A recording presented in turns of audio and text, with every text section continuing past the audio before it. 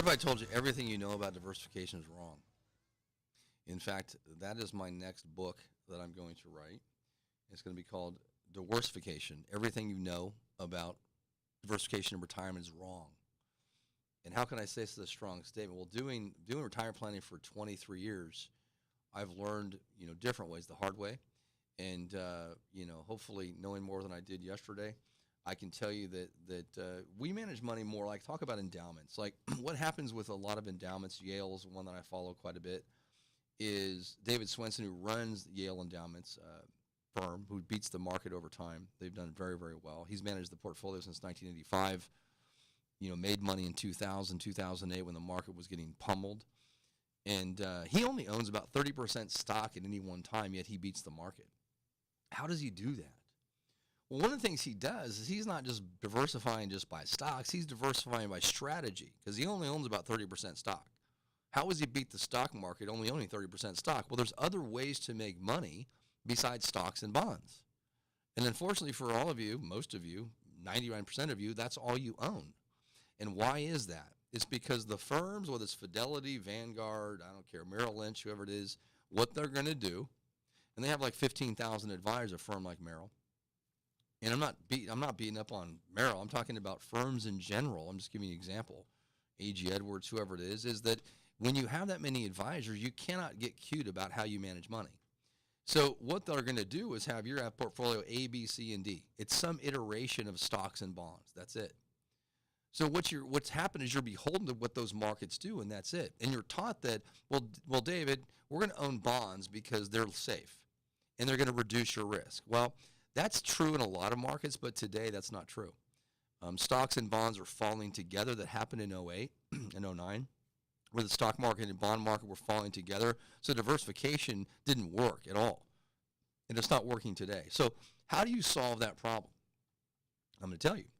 So we use multiple different strategies. So if you hired us, we're going to use annuities, we're going to use real estate, we're going to use stocks, we're going to use other types of investments, alternative investments. So if I build a portfolio with 4 or 5 different strategies, not 10 different stocks or 20 different mutual funds, we're talking about different strategies that have their own risk and return. So you start diversifying a portfolio by strategy, you reduce the overall risk of the portfolio because I'm not reliant 100% on the stock and bond market. I'm going to give you a very specific example right now. It's real estate. We've invested in real estate for our clients for nearly 2 decades. So it's something that we give a lot of advice on, whether it's 1031 exchanges, taxes. I owned a mortgage company for many years, so we give advice on, financing, refinancing of real estate, commercial real estate. All those kind of things that revolve around real estate. So it's an area that we have a lot of expertise in. And so it's difficult right now to invest in real estate. Why? Because real estate's very overvalued, especially commercial, multifamily apartments, Class A office, retail, through the roof. In fact, areas like New York, they're already having their market's already rolling over. There's price reductions right now, reducing of rents. Why am I bringing up New York? Because New York has been one of the fastest growing real estate markets in the world. I read a statistic. If you have a $4 million property in New York City, the days on market or how long it takes you to sell, 400 days. Average, 400 days. That's over a year. That's called a soft market. So the only real estate I like right now is what's called student housing. And if you come to one of my workshops or you sit down and, with me personally, I'll go through this with you. But let me give you kind of a brief overview. So student housing, it is what it says it is. Basically, we're going to own real estate in close proximity, adjacent, whatever it is that is convenient for the students to be next to their school. And we have properties. When I say we work with a company that does this, that we've done due diligence on, that we've worked with for a while. And they're the ones that purchase these properties. But properties at USC, Notre Dame, Ole Miss, Purdue, University of Utah, West Virginia, Oregon State, University of Oregon, Sacramento State, my hometown, all over the country. So the reason that I like student housing is it's a very safe asset. The occupancy rates for the properties that we're a part of are like 97%. And the reason student housing is great is because I call it recession resistant. So when the market or the economy rolls over, we go into a recession or a bear market in the stock market. What does it have to do with the rental income you're receiving from an apartment building next to USC?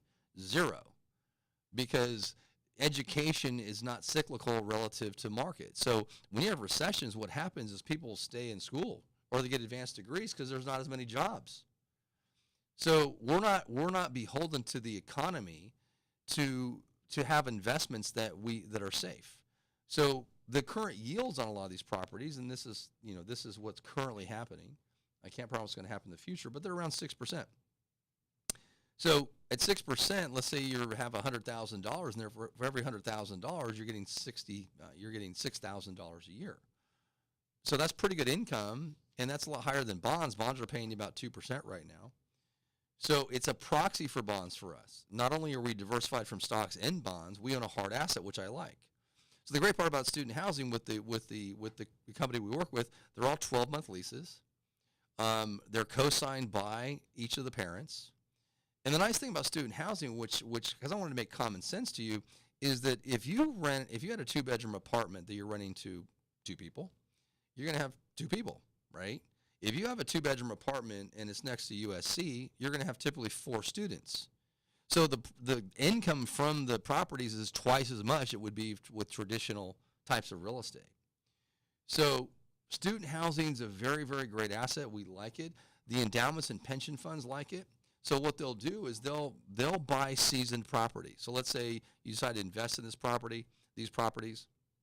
There's also a fund that is available as well. We'll talk a little bit about.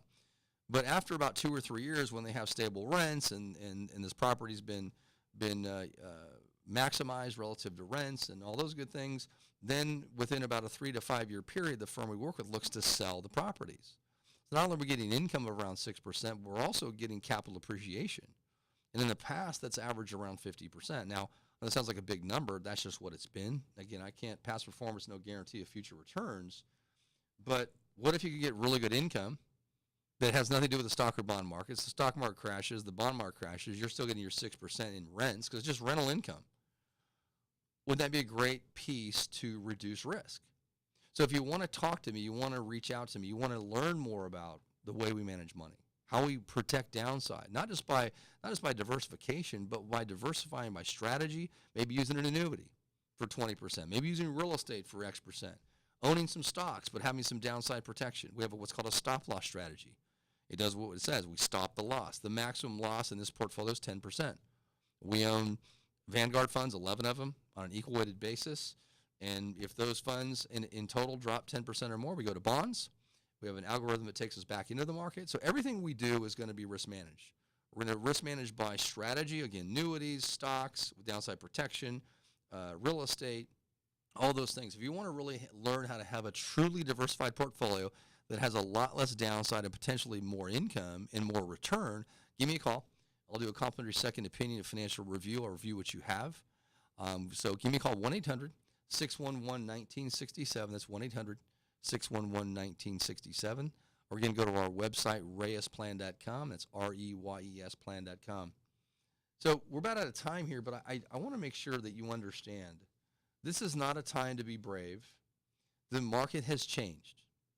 We've not had this kind of volatility since 2008, and you need to have your portfolio reviewed. You need to have a second set of eyes, whether it's me or somebody else or me and 5 other people, I don't really care, but have your portfolio reviewed. Typically somebody comes to me, probably more than not, I'm the only advisor they're looking at, but so let's say 30-40% of the time, they're reviewing 2 or 3 advisors. I think that's a good idea. So again, if you want to reach out to me, you want to get a second opinion from me, personally, David Reyes, just give us a call, 1-800-611-1967. That's 1-800-611-1967. Or go to reyesplan.com. It's REYES plan.com. That's all the time we have. I look forward to seeing you next weekend. And have a great week, and God bless.